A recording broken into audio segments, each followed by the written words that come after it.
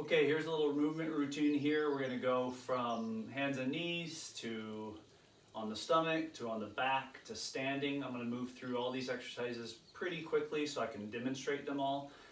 So kind of shorter repetitions, but once you learn the exercises and the routine, you can make it a little bit longer by adding repetitions or by cycling through it a couple times. Okay, so here we go. Hands and knees. And what we're going to do is rock back into child's pose. A couple deep breaths here. Move into Sphinx pose. And I like to show this view so you can see how I'm shaking out my hips. I'm not clenching my butt muscles or anything. I'm just getting my torso upright and shaking out the hips. We'll move back into it one more time. In child's pose, now sometimes I like to rock to my left and to my right and really sit back and walk the hands out. Big deep breath. And then slide back into Sphinx. Drop the hips. Get the chest and head up. And then shake out the hips and torso. Make sure they're really relaxed. So really the only thing holding me up is my arms, shoulders. I don't want my legs, hips working much other than just creating this relaxing shaking effect. All right, now we're going to move right into on the stomach.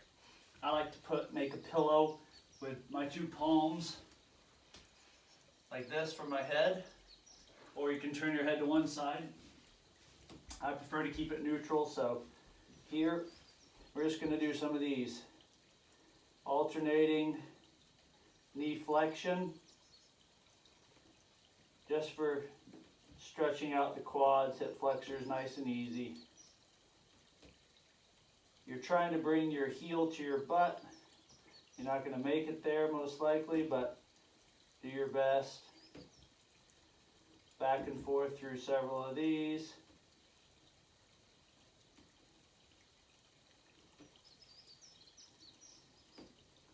Okay, one more each side.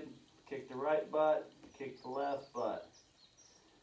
Okay, here we go. Now this is a little bit more advanced, but it's a great movement. I'm trying to get my heel to reach over and down the opposite side of my body. This will stretch out your hip flexors and psoas, create a nice rotational extension in the lower spine. Now I'm not holding my breath. As you can tell, I'm talking while I'm doing it, so I'm not straining.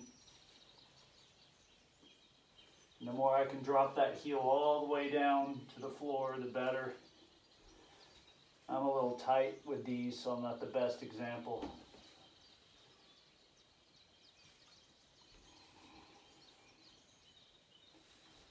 Get two more per side. Here we go. One,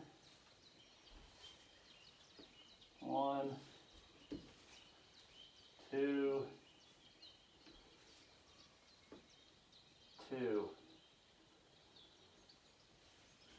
Okay, come back up into the Sphinx pose again.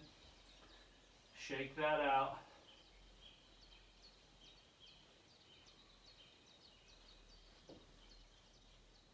Okay, now let's slide back into child's pose. Quick stretch this direction just to give the back a little relief. Couple deep breaths.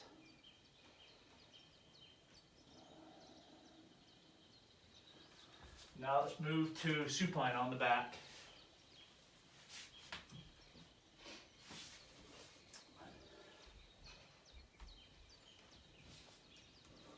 Okay, some simple. Knee to chest, a couple deep breaths. This should be nice and easy, feel good. You're hoping that you don't feel it in the front of the hip. Okay, switch to the other side. So rather than getting a hip impinging, you're hoping that if you feel anything, it's kind of either in the butt or lower back or hamstring area, or you feel nothing. Try to relax the front of the hips as you do this one. And then grab both. Nice squeeze like this. Maybe a little rock side to side.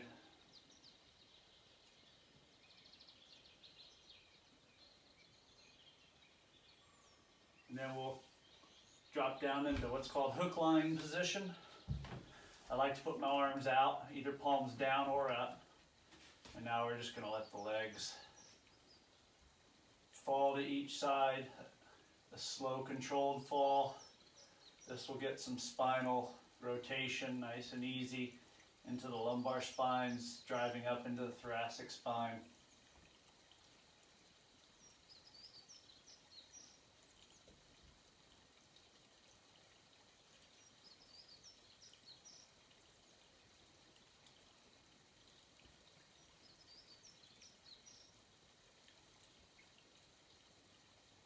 Okay, now we're going to progress this a little bit.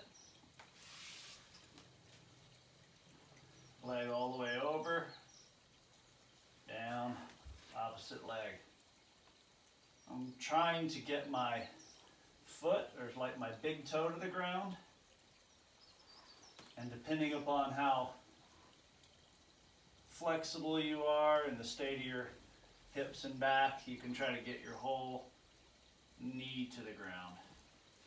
But don't force it. Less is often more with these, quality over quantity.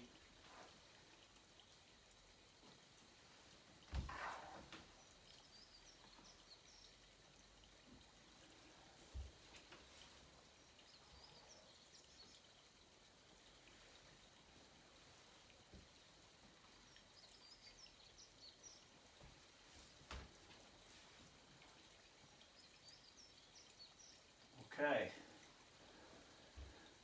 Now, let's go into hands and knees again for a minute. Let's just get a little bit of this bird dog. I'll show the side view here. Yeah, I don't know if I have enough room. Let's do this one. So a nice level spine, you're on hands and knees. This is a simple exercise, lengthening through opposite arm leg, maintaining that tabletop of the spine, that nice flat position, nice straight spine. And now as I do this, I'm not intentionally contracting anything or thinking about anything other than just keeping a nice flat spine and maintaining my balance on opposite knee, hand.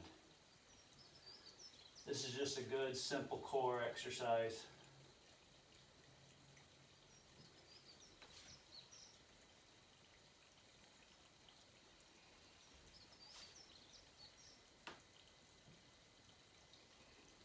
Really try to elongate with your heel and fingertips nice and long. Keep the chin tucked in to make a long back of the neck.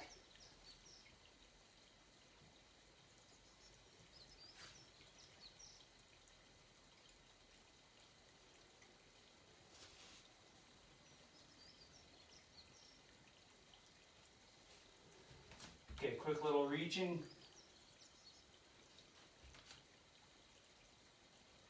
I like to exhale as I reach. Inhale back. Exhale. Inhale. Exhale. Inhale. Exhale. Inhale. Again. Exhale. Inhale. Exhale. Inhale. One more to each side. Exhale. Inhale. Exhale. Inhale. Now to counter that, hand behind head. Exhale, inhale, exhale, inhale, exhale, inhale, exhale, inhale, exhale, inhale, and one more, exhale, inhale. Switch sides, hand behind head, exhale, inhale, exhale, inhale, exhale, inhale, exhale, inhale, exhale, inhale, exhale, inhale, exhale, inhale, and one more, exhale, inhale. All right, now we are going to move into standing. A couple things in standing here.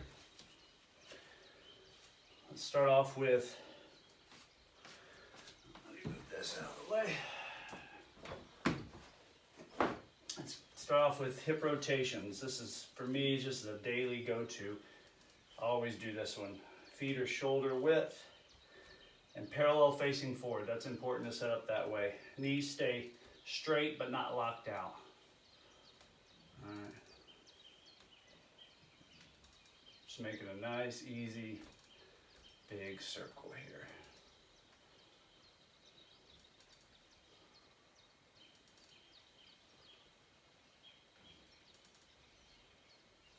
Trying to explore this whole circle and find in that circle if there's an area of tightness.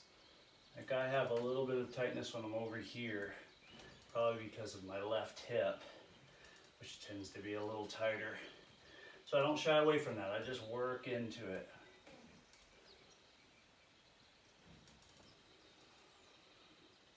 Now let's reverse.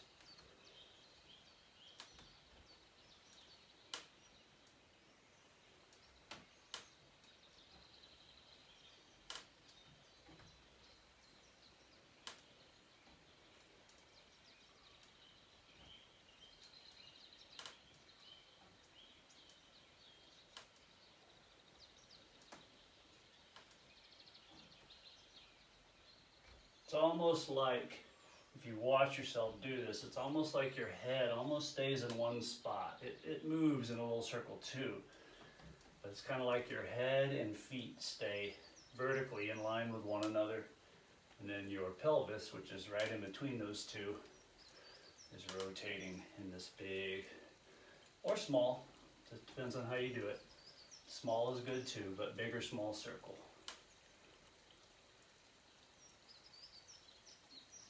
Okay, let's just get this one. Just an all-time favorite of mine, good old-fashioned.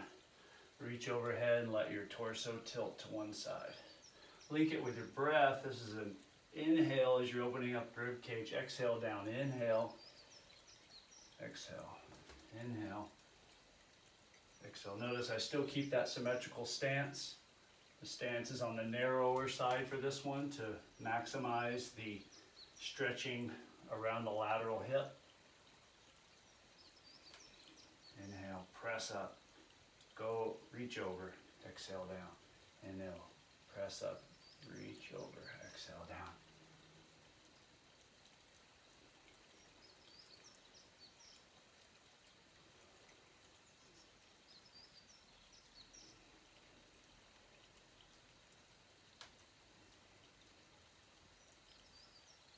One more per side. Inhale, exhale, inhale, exhale.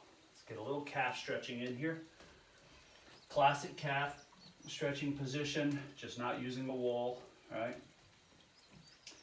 And what I'm doing is once I'm getting my heel down or attempting to get my heel down and that knee straight and keeping enough weight into this leg where the knee is relatively over the ankle, then I'm just turning my hips to face forward.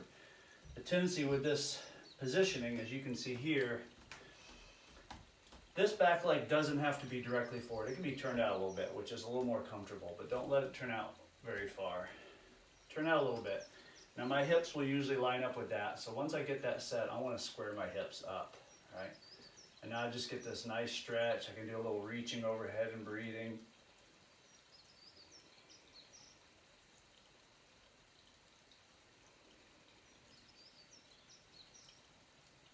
I'll show you from the side, but we can also add this, again, turned, get my hips forward, I can add this tailbone tucking, which is nice. It helps to lengthen out the hip flexors, give the lumbar spine, lumbosacral area a little bit of a release from being jammed up into extension.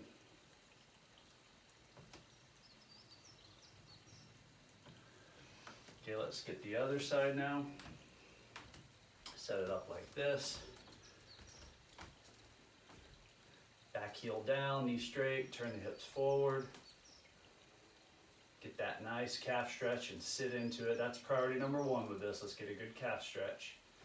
Number 2, let's get the arms overhead and lengthen the front tissue out. Let's do some deep breaths in and out of the nose. Go ahead and reach with the inhale, just gently reach. Exhale, relax into it. Inhale, reach. Exhale, relax. And one more, inhale, reach. Exhale. Now let's come to these pelvic tilting.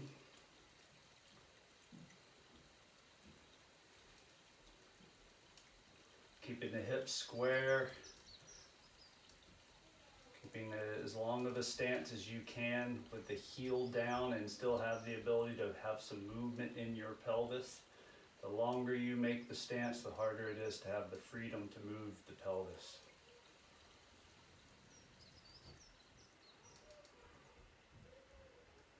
All right, now let's go ahead and end with just some simple ragdoll hanging. All right, I'm going to do the side view here. Now I'm getting my feet parallel, about hip width. I'm going to bend my knees as much as I need to be able to hang comfortably. Comfortably, you should feel it, but it shouldn't be torturous, right? It's going to stretch you the backs of your legs, your hamstrings, your calves, or your lumbar spine, or even up into your mid-spine. So now I'm just letting everything go. I'm going to talk you through this for about 30 seconds. Knees are bent as much as I need to. I have some weight in my heels. I'm not totally in the balls of my feet. And now I'm just going to kind of shake it out. I'm going to like walk the backs of my knuckles of my left hand to the ground and the backs of my knuckles to the right hand to the ground, kind of walking my spine, letting it fall down more and more to the ground. And make sure you let your head go. People often hold tension in their head and necks. Let your head be total dead weight. And then just imagine your body folding in half like a rag doll. A few good deep breaths.